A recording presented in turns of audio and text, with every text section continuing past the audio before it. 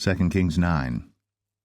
And Elisha the prophet called one of the children of the prophets, and said unto him, Gird up thy loins, and take this box of oil in thine hand, and go to Ramoth Gilead. And when thou comest thither, look out there Jehu the son of Jehoshaphat the son of Nimshi, and go in, and make him arise up from among his brethren, and carry him to an inner chamber. Then take the box of oil, and pour it on his head, and say, Thus saith the Lord, I have anointed thee king over Israel. Then open the door, and flee, and tarry not. So the young man, even the young man the prophet, went to Ramoth Gilead. And when he came, behold, the captains of the host were sitting, and he said, I have an errand to thee, O captain. And Jehu said, Unto which of all us? And he said, To thee, O captain. And he arose and went into the house. And he poured the oil on his head, and said unto him, Thus saith the Lord God of Israel, I have anointed thee king over the people of the Lord, even over Israel. And thou shalt smite the house of Ahab thy master, that I may avenge the blood of my servants the prophets, and the blood of all the servants of the Lord, at the hand of Jezebel. For the whole house of Ahab shall perish, and I will cut off from Ahab him that pisseth against the wall, and him that is shut up and left in Israel. And I will make the house of Ahab like the house of Jeroboam the son of Nebat, and like the house of Baasha the son of Ahaziah. And the dogs shall eat Jezebel in the portion of Jezreel, and there shall be none to bury her. And he opened the door and fled. Then Jehu came forth to the servants of his lord, and one said unto him, Is all well? Wherefore came this mad fellow to thee? And he said unto them, Ye know the man, and his communication. And they said, It is false, tell us now.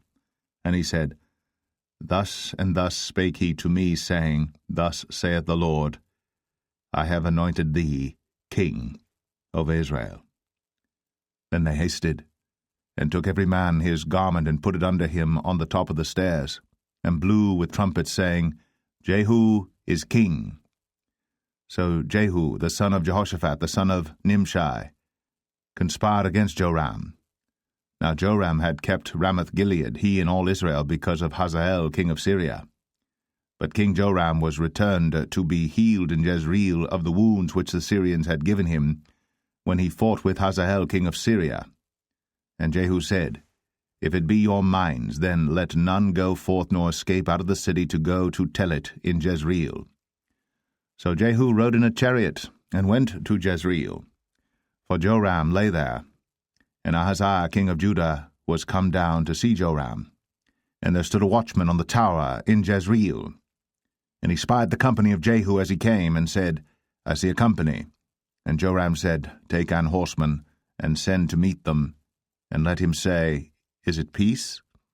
So there went one on horseback to meet him, and said, Thus saith the king, Is it peace? And Jehu said, What hast thou to do with peace? Turn thee behind me. And the watchman told, saying, The messenger came to them, but he cometh not again. Then he sent out a second on horseback, which came to them, and said, Thus saith the king, Is it peace? And Jehu answered, What hast thou to do with peace? Turn thee behind me. And the watchman told, saying, He came even unto them, and cometh not again. And the driving is like the driving of Jehu the son of Nimshi, for he driveth furiously. And Joram said, Make ready. And his chariot was made ready.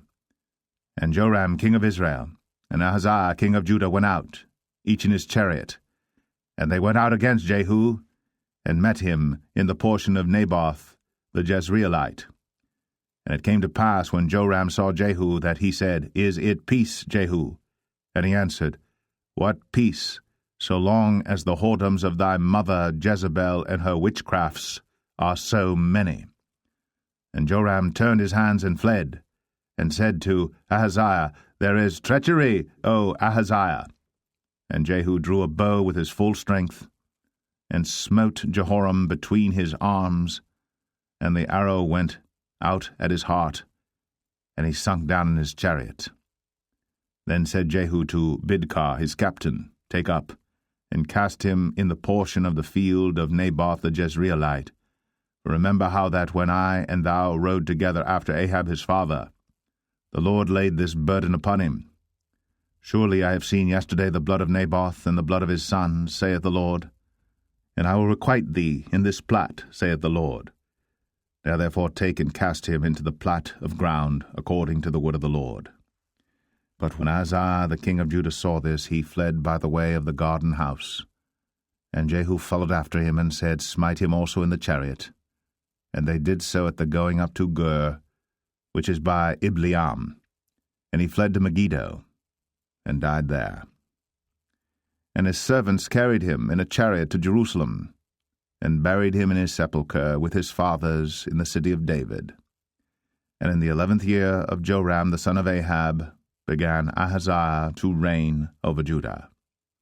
And when Jehu was come to Jezreel, Jezebel heard of it, and she painted her face, and tired her head, and looked out at a window. And as Jehu entered in at the gate, she said, Had Zimri peace, who slew his master? And he lifted up his face to the window, and said, Who is on my side? Who? And there looked out to him 2 or 3 eunuchs. And he said, Throw her down.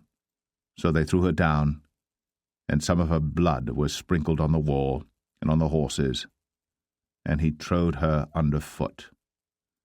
And when he was come in, he did eat and drink, and said, Go, see now this cursed woman, and bury her, for she is a king's daughter. And they went to bury her. But they found no more of her than the skull, and the feet, and the palms of her hands. Wherefore they came again and told him, and he said, This is the word of the Lord, which he spake by his servant Elisha the Tishbite, saying, In the portion of Jezreel shall dogs eat the flesh of Jezebel, and the carcass of Jezebel shall be as dung upon the face of the field in the portion of Jezreel, so that they shall not say, This is Jezebel.